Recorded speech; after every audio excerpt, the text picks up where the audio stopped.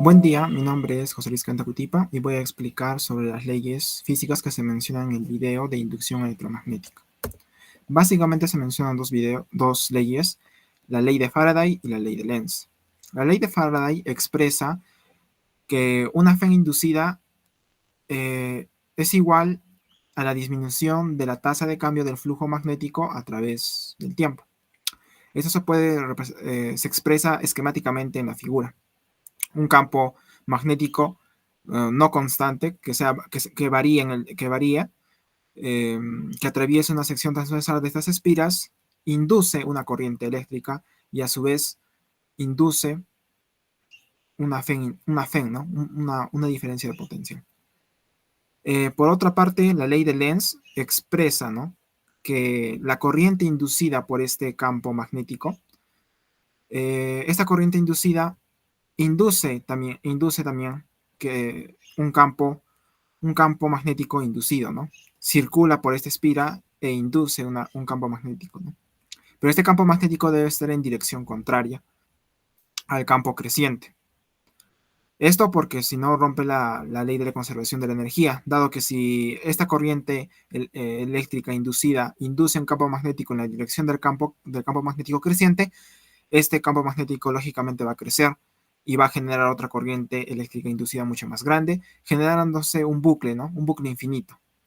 Entonces, la ley de Lenz expresa justamente eso, ¿no? Que la corriente eléctrica inducida siempre induce un campo magnético contrario al campo creciente.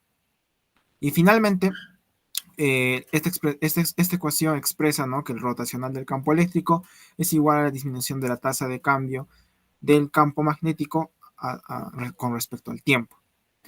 Recordemos que esta expresión en electrostática era igual a cero. En este caso no lo es. Entonces, la circulación definitivamente no es igual a cero. La circulación del campo eléctrico no es igual a cero. Y también recordemos que esta circulación del campo eléctrico la asociamos a trabajo, ¿no? A una diferencia de potencial. Entonces, podemos asociarla a esta fe inducida, ¿no? Igualarla a esta ecuación y tenemos esta ecuación íntegro diferencial que justamente expresa, ¿no?, que la circulación del campo eléctrico viene a ser igual a la ley de Faraday de la inducción, ¿no? Y bueno, que es en varios, en varios libros le expresan así, ¿no? Ley de Faraday y Lenz. Bueno, eso sería todo por mi parte. Muchas gracias.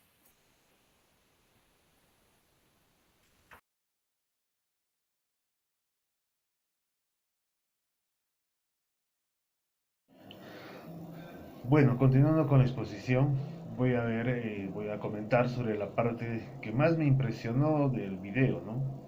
Y fue referente a Michael Faraday, que en su afán de reemplazar al carbón, quien era el combustible de ese momento, de ese entonces, de esa época, empieza a qué? A mejorar y a pensar en las ideas de Hans Christian Ørsted, en la cual él decía que una corriente en movimiento podía crear un campo magnético. Entonces, él agarra y empieza a hacer sus propios estudios, sus propias conclusiones. Y dura más de una década en lograr hacer y realizar qué? Que un campo magnético también puede inducir una corriente eléctrica. Hoy en día nos parece eso tan común porque lo tenemos a la mano, pero Michael Faraday tuvo que crear prácticamente toda una teoría matemática para poder realizar todo esto en base a experimentos y muchas cosas más. Entonces, fue la parte que más me impresionó del video. Muchas gracias, mi compañero va a continuar con la exposición. El saludo, mi nombre es Solarta Chocabanca Ruja y Michael. Voy a hablar acerca de 4 principios o leyes básicas mencionadas en el video. Primero, empezaré con la corriente alterna. Dado la ley de Ohm para circuitos alternos, la intensidad de corriente que circula por un circuito de SA es directamente proporcional a la tensión V aplicada e inversamente proporcional a la impedancia de Z, donde vamos a tener que la corriente alterna es el flujo eléctrico se da en dos sentidos, alterando uno y otro. Esta corriente es la que tiene mayor potencia y mayor intensidad. Esta la podemos encontrar en casas y en calles, dado por la concepción de lo que sería gracias a Nikola Tesla. Porque ahora hablaremos acerca de la corriente continua, digo directa, perdón. Según la ley de Ohm, la intensidad de la corriente de un circuito CC es directamente proporcional a la tensión V aplicada e inversamente proporcional a la resistencia. Ahora tenemos que este tipo de corriente no tenía un gran alcance y no tenía mucha potencia y muchos factores que impedían el transporte de esta misma en un sector grande. Por eso hablaremos más adelante acerca de los transformadores y la relación que estos tienen con la corriente alterna. Ahora hablaremos de las leyes de Gustav Kirchhoff.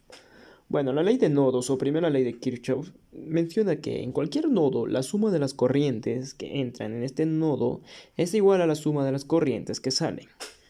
La segunda ley expresa que la suma algebraica de las diferencias de potencial eléctrico en un circuito cerrado es igual a cero. Dándonos con estas leyes pasaremos directamente a lo que es los principios de transformadores. Dando la relación con la corriente alterna, la pregunta es cómo llevamos nuestra energía o cómo llega la energía de plantas hidroeléctricas y demás que generan energía eléctrica para las viviendas. Es por medio de transformadores, porque sabemos que si esta fuera directamente transportada con una intensidad de corriente elevada, prácticamente se perdería esto en forma de calor, según una ecuación dada.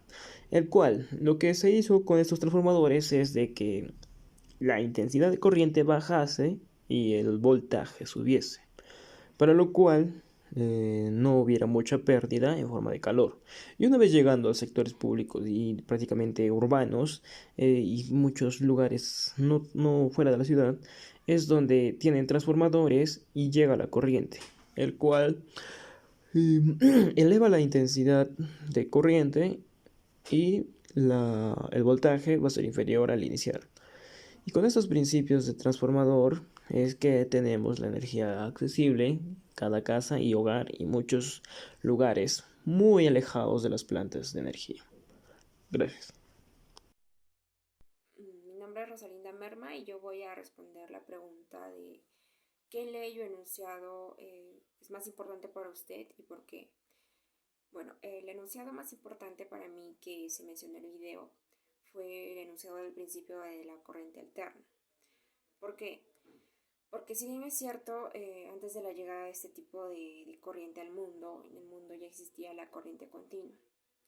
Pero esta corriente tenía grandes desventajas y una de ellas y la principal fue que este tipo de corriente tenía un alcance límite. Quiere decir que no abastecía significativamente a todas las ciudades, especialmente a las ciudades lejanas. Y si se quería llegar a lograr este reto, se necesitaban grandes cantidades, grandes diferencias de potencial para evitar que la energía producida se perdiese en forma de calor. Pero desde la llegada de la corriente alterna al mundo, producir grandes cantidades de energía y repartirlas a distintos puntos se hizo más sencillo.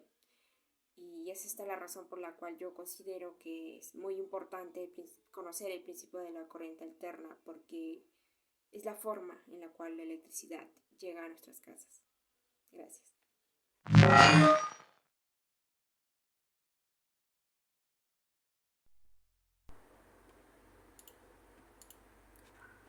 Motores y generadores eléctricos.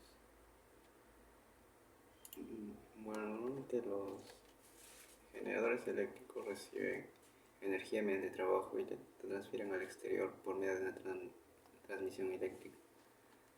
Piense por ejemplo, en este caso, un generador de corriente alterna. En su forma simple está constituido por una espira de alambre que gira en un campo magnético por algún medio externo, tal como se observa en esta figura. En este diagrama de un generador de corriente alterna se indica una flema en una espira que gira en un campo magnético. Y en este caso tenemos la gráfica. En las plantas eléctricas, la energía requerida para hacer girar una espira se puede obtener, tiene una diversidad de fuentes. Por ejemplo, en una planta hidroeléctrica el movimiento rotatorio se produce con una caída de agua dirigida hacia las aspas. Conforme gira una espira en un campo magnético, el flujo magnético a través del área encerrada por la espira cambia en función del tiempo. Esto de acuerdo con la ley de Faraday. Induce una FEM, así como una corriente en la espira. Los extremos de la espira se conectan a anillos de deslizamiento que giran con ellas. Las conexiones de estos anillos que actúan como terminales de salida del generador al circuito externo se realizan mediante escobillas inmóviles que están en contacto con ellos. Y ahora supongamos que en vez de una sola vuelta la espira tiene n vueltas y todas la misma área. Giran en un campo magnético con una rapidez angular constante omega.